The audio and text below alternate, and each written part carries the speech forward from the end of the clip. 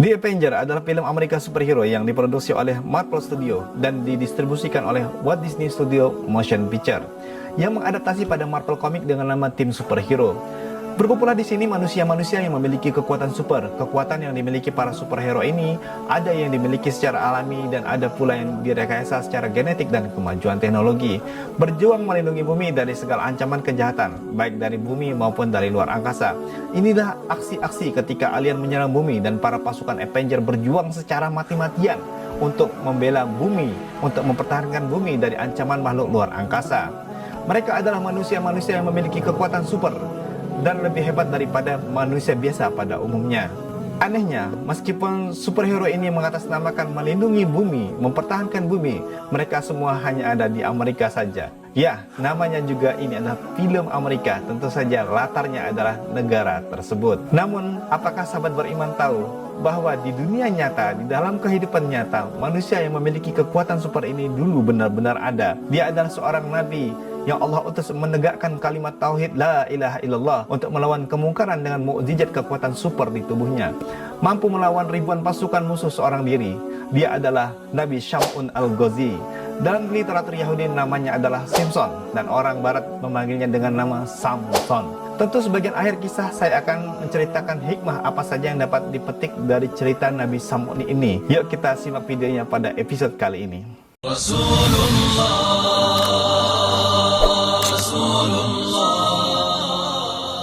Assalamualaikum warahmatullahi wabarakatuh. Selamat datang di channel Ramli Ankar. Masih bersama saya Ramli di sini.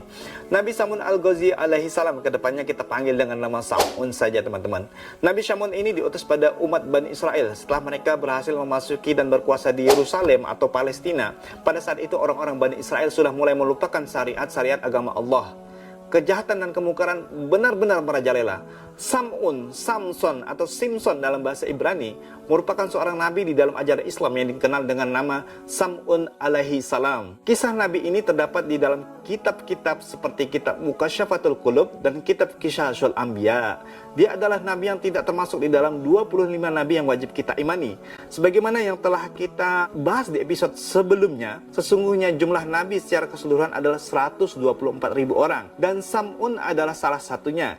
Nabi Sam'un ini mungkin adalah manusia terkuat di seantero bumi. Dia mampu mengalahkan ribuan pasukan-pasukan orang kafir seorang diri. Hidupnya hampir setiap hari dilalui dengan berperang. Sam'un memiliki pedang ajaib yang selalu dibawanya pergi berperang. Senjata ini terbuat dari tulang rahang unta yang bernama Liha Jamal. Pada masa itu, paganisme tumbuh begitu subur di kalangan Bani Israel. Semua orang menjadi penyembah berhala dan hanya mementingkan harta benda. Maka diutuslah Nabi Sam'un untuk menyampaikan risalah Allah Subhanahu wa Ta'ala dengan ketakwaannya. Dalam berdakwah, beliau selalu menyebut la ilaha illallah, artinya tidak ada Tuhan selain Allah. Namun karena begitu sesatnya mereka, sehingga Nabi Sam'un tidak memiliki pengikut satu orang pun. Hal ini tidak menjadi masalah baginya. Dengan ketangguhan dan kekuatan yang dimiliki, Nabi Sam'un terus menantang penguasa-penguasa pada waktu itu. Diceritakan di dalam kitab Mukasyafatul Qulub karya Imam Al-Ghazali, pada suatu malam di bulan Ramadan, baginda Muhammad SAW sedang berkumpul dengan para sahabatnya. Tiba-tiba seorang sahabat melihat Nabi Muhammad SAW tersenyum. Lalu pun dia bertanya penasaran, "Wahai baginda, apa yang membuat tersenyum wahai Rasulullah?" Lalu Rasulullah menjawab, "Diperlihatkan kepadaku di hari kiamat ketika semua manusia dikumpulkan di yaumil mahsyar, di padang mahsyar. Semua nabi dan rasul berkumpul bersama umatnya masing-masing. Kemudian mereka dimasukkan ke surga. Tapi ada salah seorang nabi dengan membawa pedang, tidak memiliki pengikut satupun, masuk ke dalam surga itu seorang diri. Dia adalah Sam'un."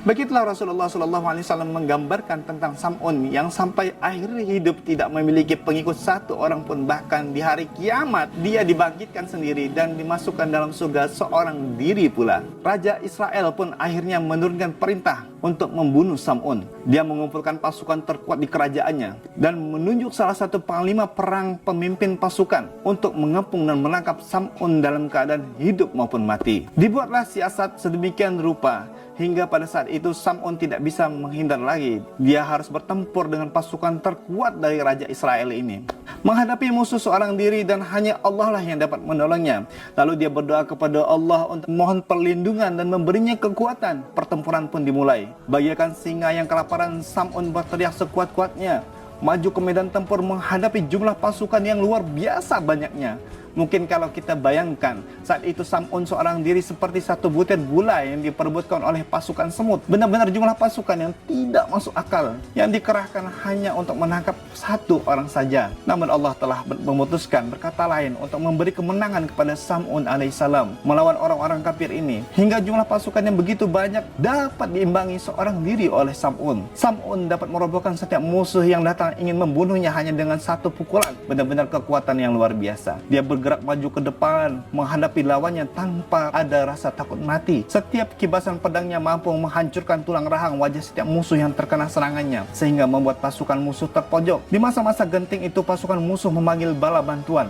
dengan meniupkan trompet berbunyi begitu nyaring. Lalu datanglah pasukan baru yang jumlahnya tidak kalah banyak dari jumlah sebelumnya. Sam'un tidak gentar sedikit pun dan terus maju untuk menghantam pasukan-pasukan tersebut. Dia mampu melemparkan musuhnya hanya dengan sebelah tangannya saja.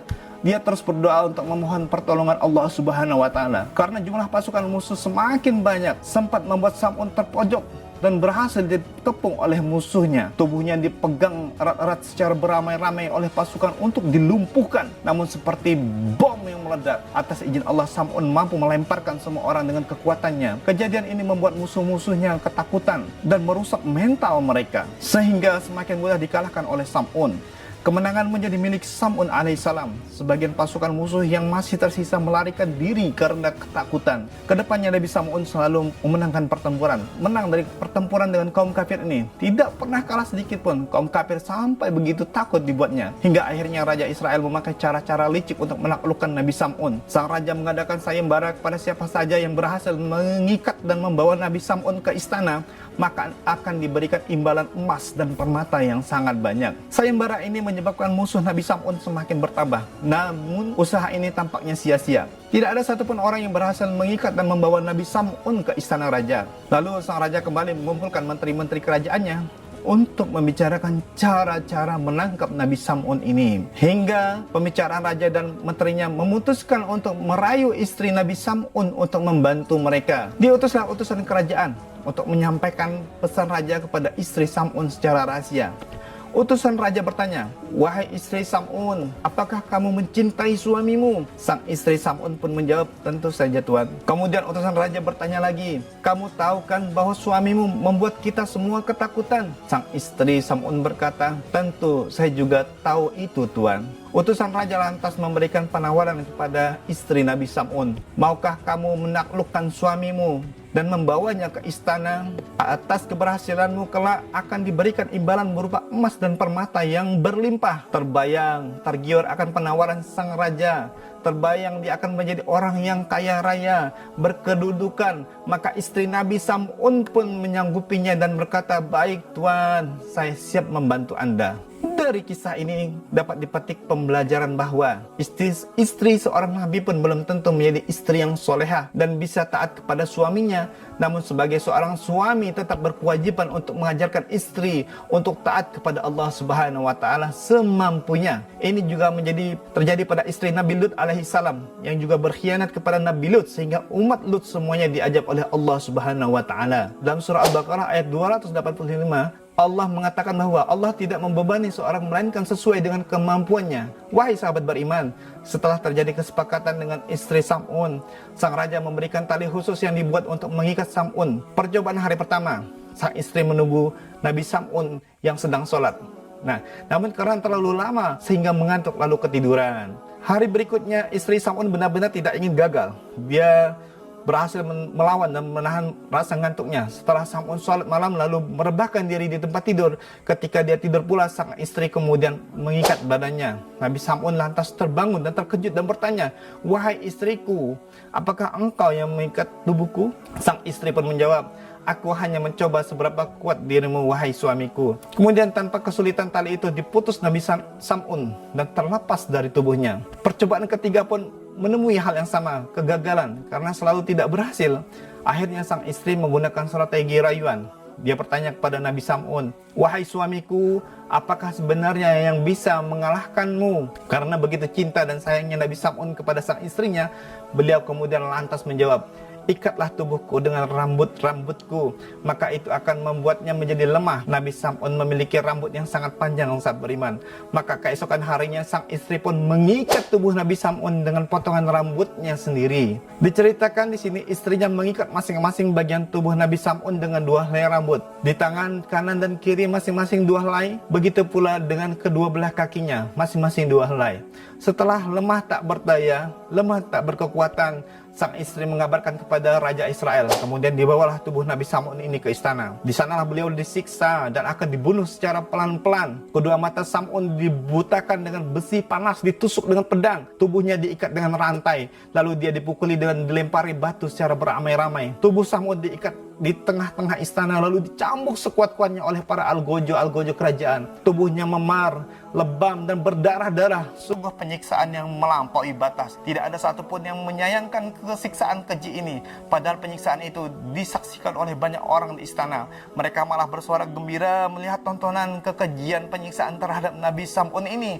Benar-benar masyarakat ini adalah masyarakat barbar yang tidak berperi kemanusiaan. Atas kejadian itu Allah Subhanahu wa taala memerintahkan malaikat Jibril turun dan menemui Nabi Sam'un lalu bertanya, "Apa yang engkau inginkan wahai Nabi Allah?" Lalu Sam'un menjawab, "Saya minta ampun atas kesalahan yang seharusnya tidak saya beritahukan kepada siapapun termasuk istri saya, dan saya meminta agar kekuatan saya dikembalikan hingga bisa menggerakkan tiang istana ini." Doa Sam'un pun dikabulkan Allah Subhanahu wa taala. Cuaca menjadi mendung dan gelap, langit terlihat seperti murka dan tampaklah petir di mana-mana. Seketika itu juga kekuatan Nabi Sam'un dikembalikan oleh Allah Subhanahu wa taala hingga beliau menghancurkan tiang dan merobohkan seluruh istana. Reruntuhan istana menjatuhi seluruh masyarakat yang menyaksikan kejadian itu. Sang raja bersama seluruh tentara, pegawai istana dan bahkan istri Nabi Sam'un semuanya mati tertimpa runtuhan istana. Sahabat beriman, hanyalah Nabi Sam'un saja yang masih hidup waktu itu. Kemudian dikembalikan kesehatannya, matanya dikembalikan seperti semula. Lalu sebagai bentuk syukurnya Nabi Sam'un, dia bersumpah kepada Allah, dia akan melawan kebatilan dan beribadah selama 1000 bulan atau 83 tahun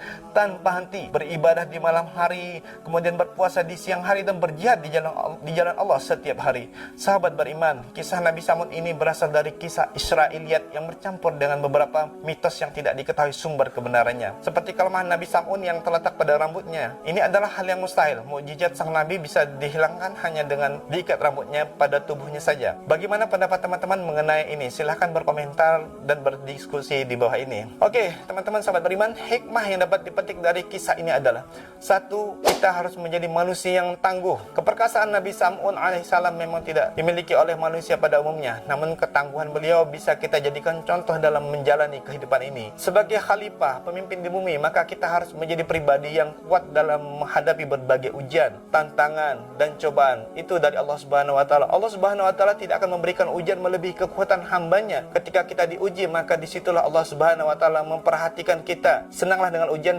dan cobaan, karena membawa Anda menuju level yang lebih tinggi lagi. Yang kedua, menjadi manusia yang taat. Meskipun harus berperang terus-menerus melawan kebatilan, Nabi Sam'un tidak pernah meninggalkan ibadah. Beliau menjalankan segala perintah dan menjauhi semua larangannya. Demikian halnya diri kita yang wajib senantiasa untuk menumbuhkan ketaatan kepada Allah Subhanahu wa taala. Yang ketiga, menjadi manusia yang takwa. Lafaz la ilaha illallah, tiada Tuhan selain Allah, selalu diucapkan oleh Nabi Sam'un ketika dia berdakwah. Sebagai umat muslim, maka ketakwaan terhadap Allah Subhanahu wa taala perlu terus kita tingkatkan. Tidak menyekutukan Allah Subhanahu wa taala dengan apapun, berpasrah total hanya kepada Allah Subhanahu wa taala akan membawa kebaikan kepada kita semua. Amin Allahumma amin. Demikian kisah Nabi Sam'un, semoga memberikan manfaat untuk kita semua. Saya ucapkan terima kasih telah menonton video ini. Dukung saya dengan untuk like, subscribe, dan share video ini ke teman-teman kalian semua. Saya akhiri, terima kasih. Assalamualaikum warahmatullahi wabarakatuh. Sampai ketemu lagi di episode berikutnya.